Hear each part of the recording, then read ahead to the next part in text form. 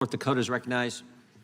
Thank you, Mr. Chairman, and I'd like to yield my time to Representative Massey. I thank the gentleman from North Dakota.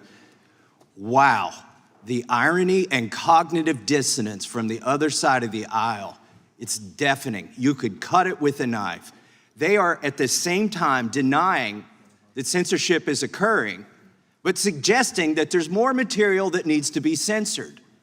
This is a hearing on censorship that began with an effort, with a formal motion from the other side of the aisle to censor Mr. Kennedy.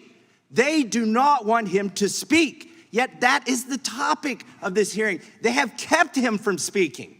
A collusion between the government and private organizations. Mr. Kennedy, in your opening statement, you introduced us to this word malinformation. Can you tell us more about this made-up word, what it means, and some of the things that you've said or tried to say that you've been censored for that's been characterized as malinformation? Yes, Congressman Massey, and if by your leave, I'd like to just respond very briefly to some of the, what I would call defamations that have been just applied to me by the ranking member. I'm happy to talk to you about my opinions on these issues. What you have stated and tried to associate me with through guilt by association is simply inaccurate. Virtually everything, every statement that you just made about me is inaccurate. I have never advised Black Americans not to receive vaccines. At one point you say I'm anti-vax, and that's a bad thing. The other moment you point out that all my children are vax. I'm fully compliant with the vaccine schedule myself, except for COVID. I took flu vaccines for 20 years straight. I have never been anti-vax.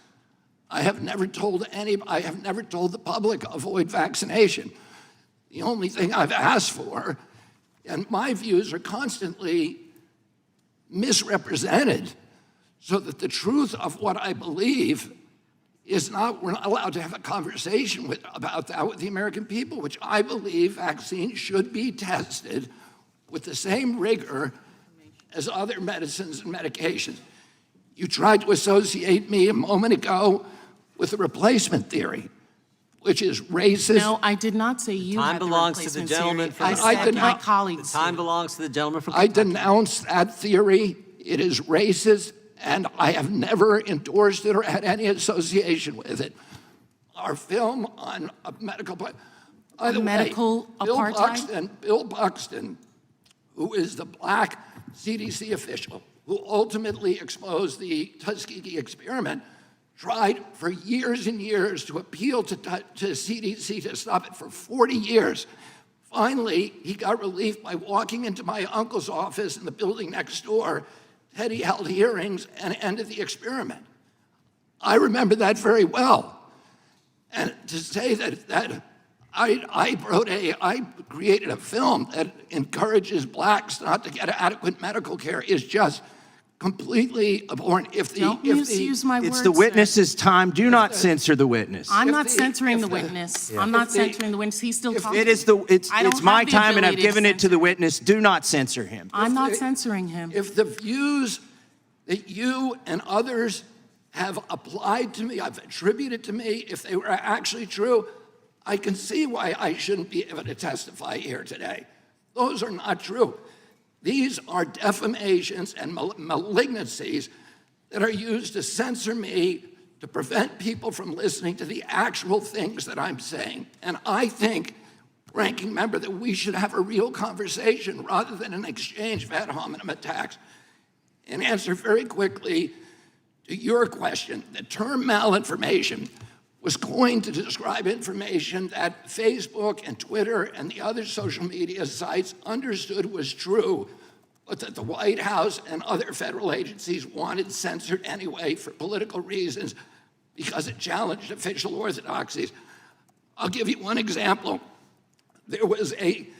I was included in a group called the Disinformation Dozen.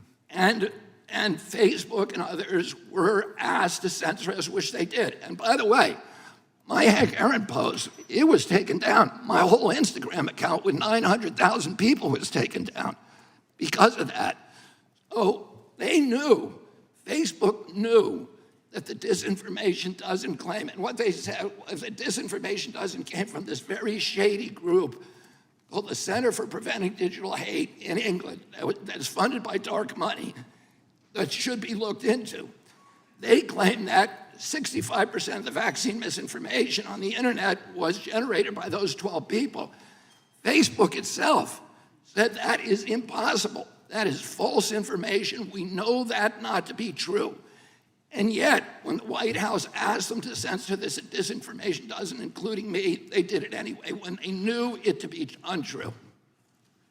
My time has expired. I yield back. Gentleman yields back. Mr. Chairman, I have a unanimous consent motion before. I would like to introduce page 2 of the transcript of Laura Demlow, where specifically she says, she's asked if someone were to leave here today, were to leave at this interview and were to suggest or imply or state that when you said, quote, the laptop was real, unquote, that it meant that the FBI had affirmatively determined in October 2020 that the laptop belonged to Hunter Biden, that the contents belonged to Hunter Biden, that the contents had not been manipulated in some way, they would be misrepresenting what you said, correct?